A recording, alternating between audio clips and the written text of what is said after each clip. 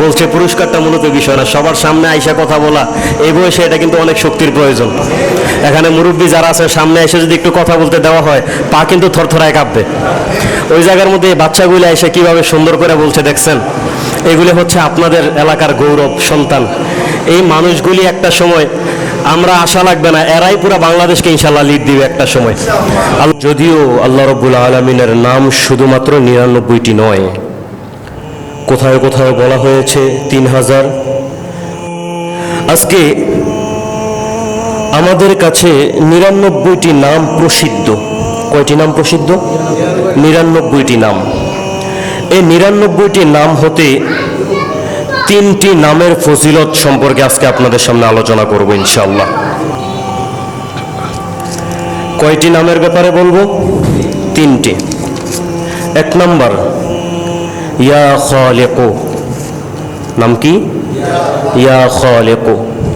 2 নম্বর ইয়া গফফার, 2 নম্বর কি?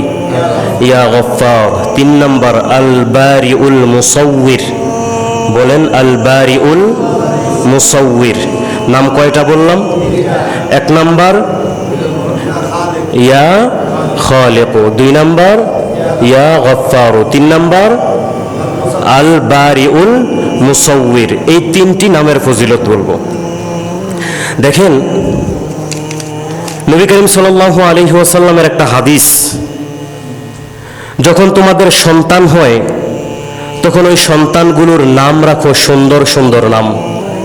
কি নাম রাখতে বলছে? সুন্দর সুন্দর নাম। যেমন আমাদের এখানে যারা বয়স্ক মুরব্বী আছে, তাদের নামগুলির মধ্যে সৌন্দর্য একটা আছে।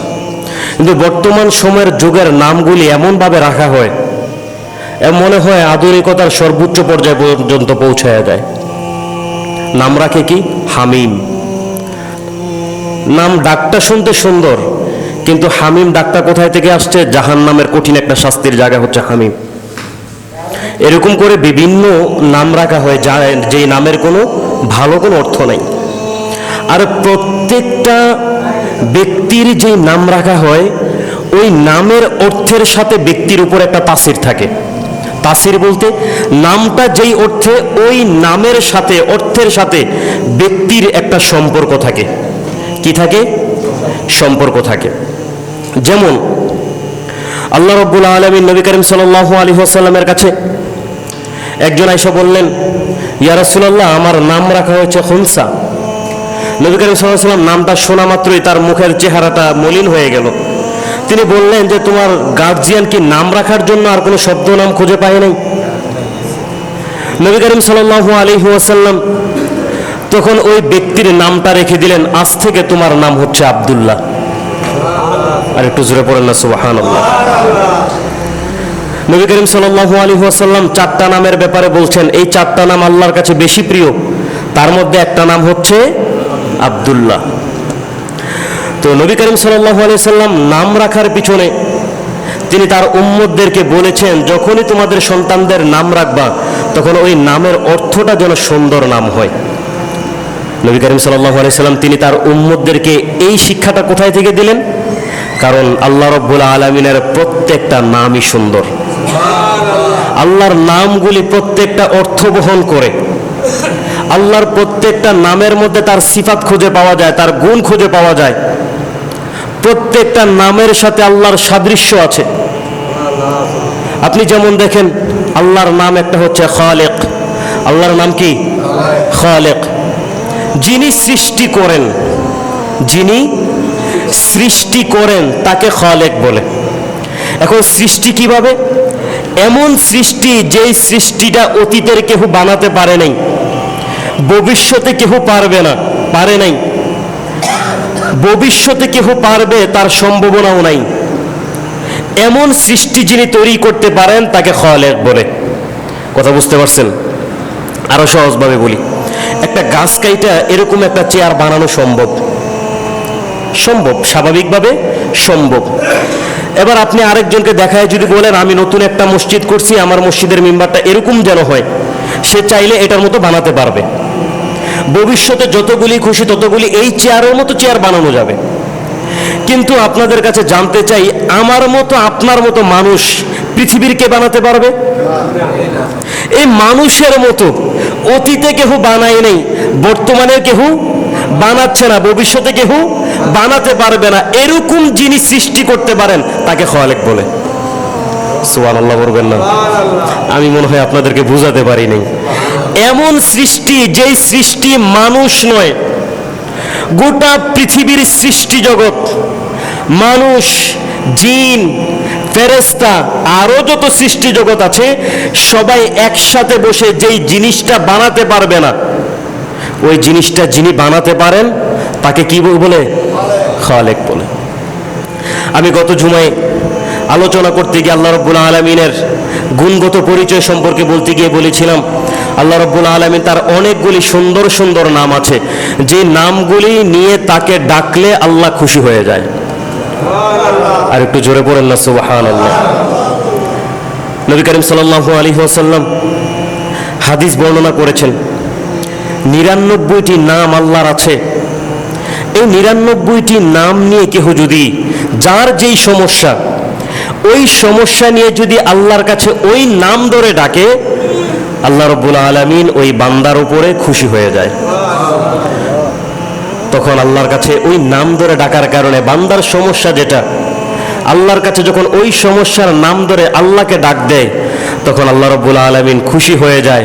ফেরেশতাদেরকে বলে, ফেরেশতা দেখ আমার বান্দা, তার সমস্যা এটা, বান্দা আমাকে ওই নাম ধরে ডাকতেছে, কারণ বান্দার অন্তরের মধ্যে বিশ্বাস এই সমস্যাটা কেউ সমাধান করতে পারবে না, আমি আল্লাহ পারবো, যার কারণে ওই সমস্যার নামটা ধরে আমি আল্লাহ রাব্বুল আলামিনকে ডাকতেছি।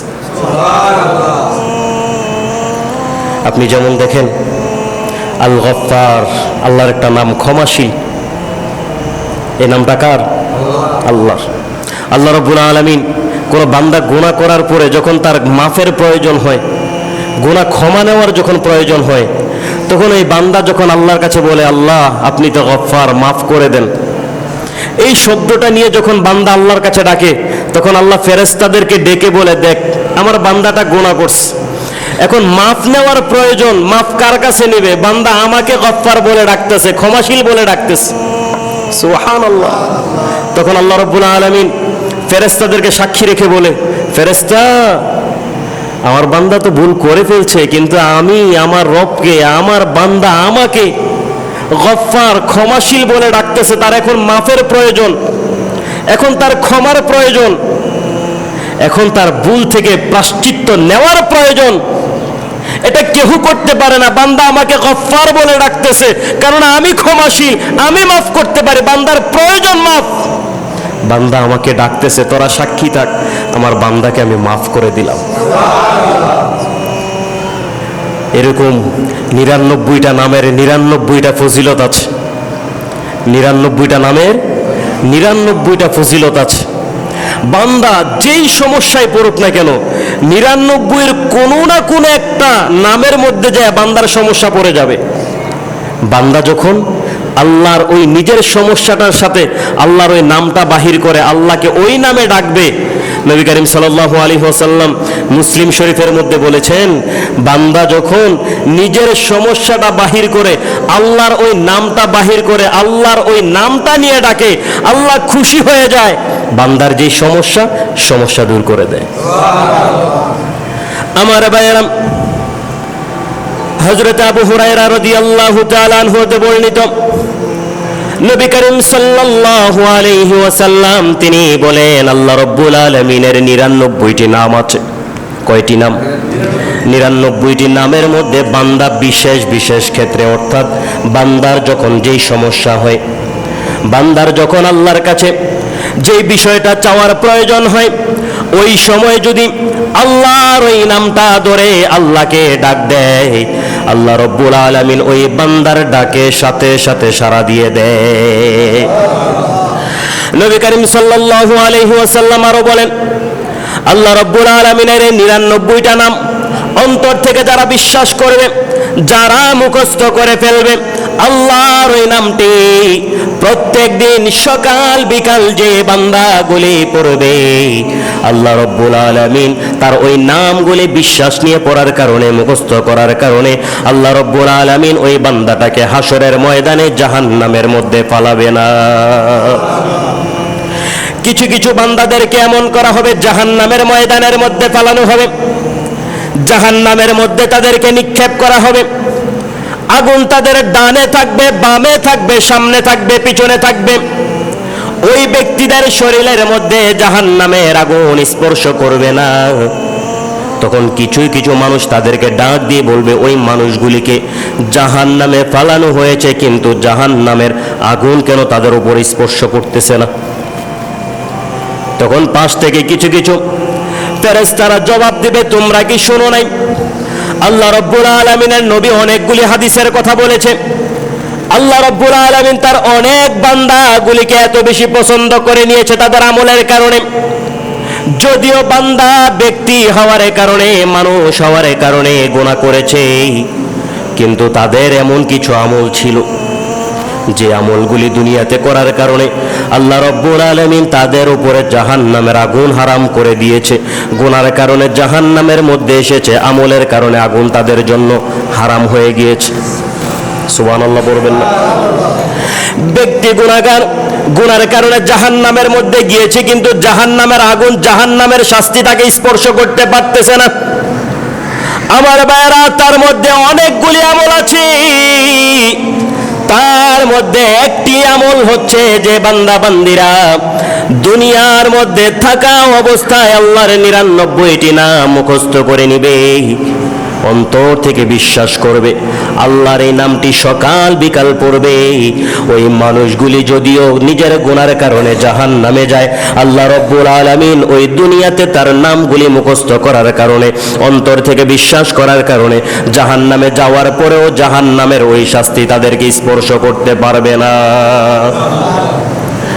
নবী করিম সাল্লাল্লাহু আলাইহি ওয়াসাল্লাম আরো বলেন, কোন বান্দা যদি চায় তার অন্তরের কোন দোয়া আল্লাহর কাছে কবুল করা, গ্রহণযোগ্যতায় পৌঁছায়া দেখ, ওই বান্দাটা যখন আল্লাহর 99টা নাম অন্তর থেকে এমন ভাবে জপতে শুরু করে দেয়, বান্দা জপতে জপতে নিজের অন্তরের কথাগুলি আল্লাহর কাছে বলা শুরু করে দেয়, একটা সময় আল্লাহ রাব্বুল আলামিন বান্দার ওই অন্তরের মধ্যে যে দোয়াটা আছে, আল্লাহর কাছে যেটা কবুল করাতে চায়, আল্লাহর নাম নিয়ে অন্তর থেকে ওই দোয়াটা আল্লাহর কাছে করা মাত্রই আল্লাহ রাব্বুল আলামিন সাথে সাথে ওই বান্দার দোয়া কবুল করে নেয়।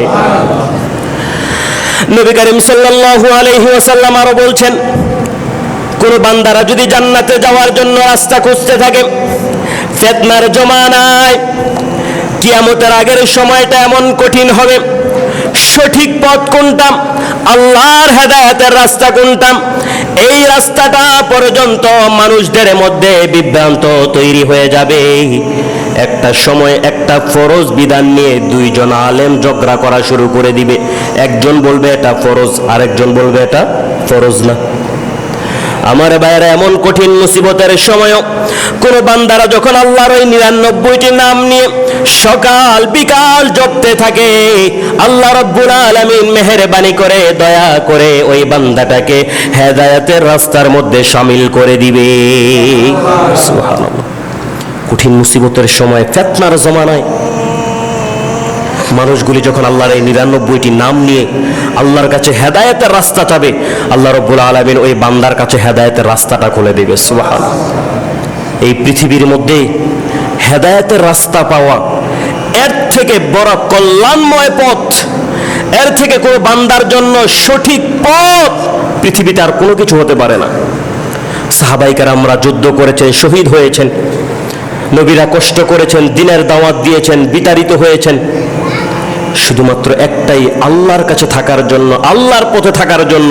আর আমাদের জন্য সহজ করা হয়েছে, আল্লাহর এই 99টা নাম কেউ যদি মুখস্থ রাখতে পারে, সকাল বিকাল যদি জপতে পারে, হেদায়েতের রাস্তাটা আল্লাহ রাব্বুল আলামিন তাদের সামনে খুলে দেবে।